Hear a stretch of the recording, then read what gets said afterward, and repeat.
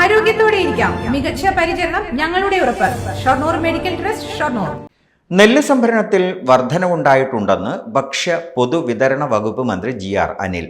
കർഷകരെ മുൾമുനയിൽ നിർത്തി ദ്രോഹിക്കുന്ന സമീപനമാണ് ബാങ്കുകൾ സ്വീകരിക്കുന്നതെന്നും കർഷക ചർച്ചയ്ക്ക് ശേഷം മന്ത്രി പറഞ്ഞു.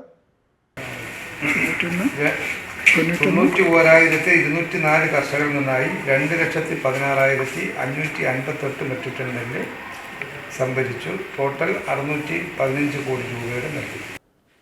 മുൻതവണ 1,43,954 മെട്രിക് ടൺ നെല്ല് സംഭരിച്ചിടത്ത് കഴിഞ്ഞ സീസണിൽ 91,204 കർഷകരിൽ നിന്നായി 21,60,558 മെട്രിക് ടൺ നെല്ല് സംഭരിച്ചു. ബാങ്കുകൾ മുഖേന കർഷകർക്ക് സംഭരണ വില നൽകാനുള്ള നടപടികൾ പുരോഗമിക്കുകയാണ്. കേന്ദ്ര ഏജൻസികൾ സർക്കാർ സംഭരണത്തെ സഹായിക്കുന്നതിന് പകരം കർഷക ദ്രോഹ നടപടിയാണ് സ്വീകരിക്കുന്നത്. പല കോണുകളിൽ നിന്നും പല വാഗ്ദാനവുമുണ്ട്. ഇതെല്ലാം വഞ്ചിക്കലാണെന്നും മന്ത്രി പറഞ്ഞു. .വ്യൂ ന്യൂസ്, കാഴ്ചകളാണ് ലോകം, കണ്ടു തുടങ്ങുക.